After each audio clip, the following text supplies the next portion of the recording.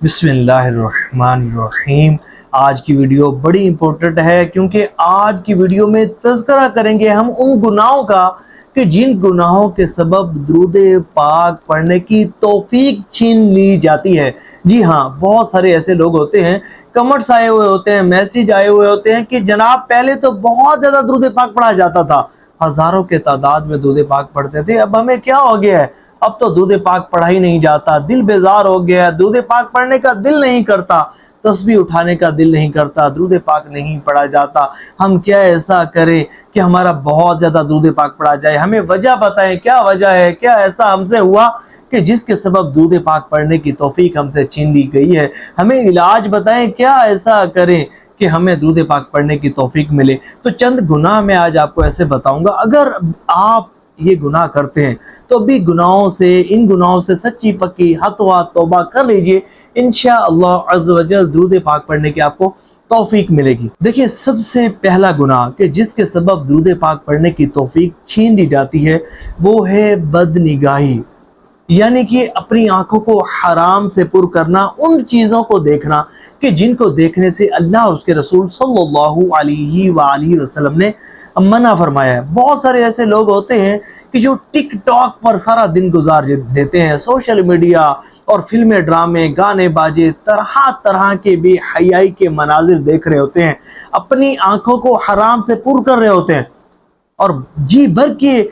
बेहयाई के मनाजिर देखते हैं, जी भर कर बदनिगाही करते हैं और इसके बाद वो आरजू करते हैं, तमन्ना करते हैं कि हमें दुरूद पाक पढ़ने की तौफीक मिले। ये कभी भी नहीं हो सकता, इस बात को जहन से निकाल दीजिए, क्योंकि जो बंदा बकसरत गुनाह करता है, जो बंदा अपनी आंखों को हराम से पुर करता है, जो बंदा बकसरत अल्लाह की नाफरमानी करता है, उसे कभी भी इबादत की तौफीक नहीं मिल सकती। इस बात को ज़हन नशीन कर लीजिए।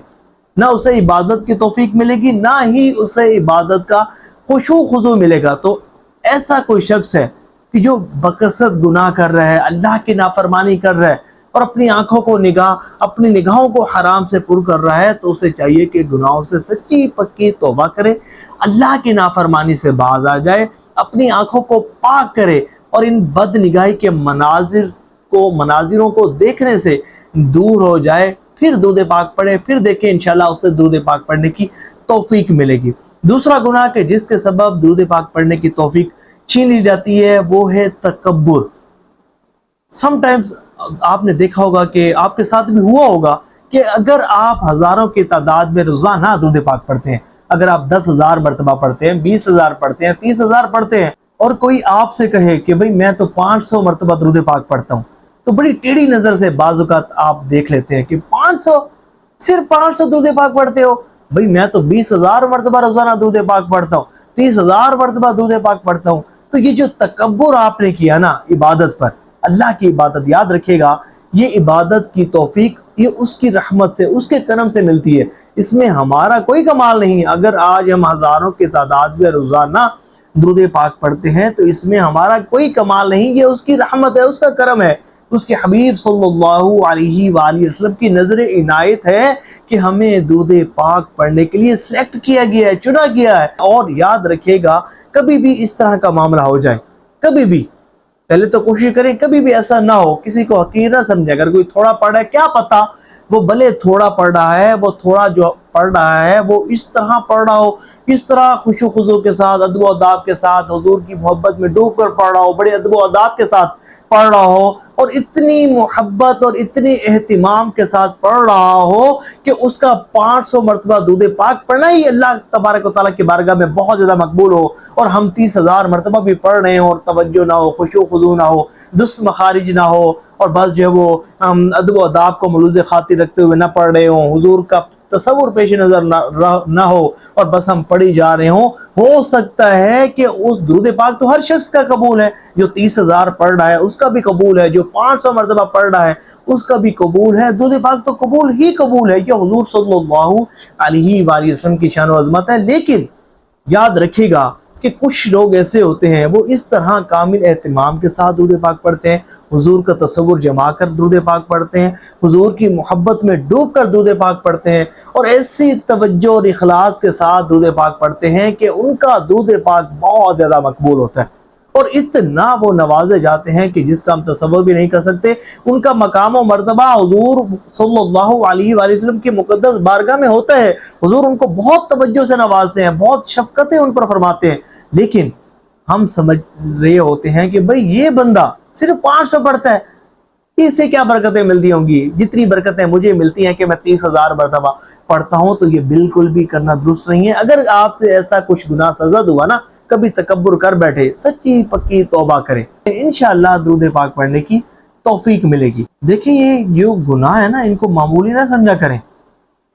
بعض اوقات یوں ہوتا ہے کہ ہم سمجھتے ہیں کہ یہ تو کوئی گناہ ہی نہیں، لیکن اس گناہ کی نحوست بہت بڑی ہوتی ہے۔ ایک بزرگ گزرے ہیں حضرت حسن بصری رحمۃ اللہ علیہ، اب توجہ سے سنیے گا۔ آپ فرماتے ہیں کہ 6 ماہ تک میں تہجد کی نعمت سے محروم کر دیا گیا۔ وجہ کیا بنی؟ صرف ایک وجہ بنی کہ ایک مرتبہ نا ایک شخص مسجد میں رو رہا تھا، اور میں نے یہ دل میں صرف یہ سوچا کہ شاید یہ ریاکاری کر رہا ہے۔ میرے دل میں یہ بات آئی کہ یہ ریاکاری کر رہا ہے، ریاکاری کے سبب رو رہا ہے۔ بس یہ سوچنا تھا کہ تہجد کی توفیق سے محروم کر دیا گیا۔ تو یاد رکھے گا، کبھی بھی تکبر نہیں کرنا، ریاکاری سے درود پاک نہیں پڑھنا۔ اور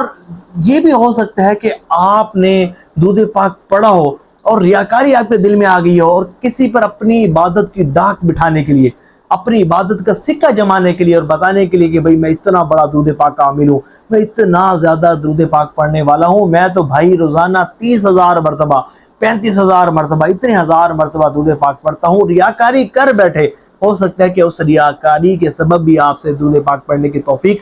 چھین لی گئی ہو۔ تو میرے بھائی میری بہن سچی پکی توبہ کرے، اللہ کی بارگاہ میں عرض کرے، مولا کوئی بھی صغیرہ کبیرہ گناہ مجھ سے سرزد ہو گیا ہو، جانے میں انجانے میں، جسے میں جانتا ہوں، جسے میں نہیں جانتا، لیکن تو بہتر جانتا ہے یا رب العالمین، اس گناہ سے سچی پکی توبہ کرتا ہوں، تمام گناہوں سے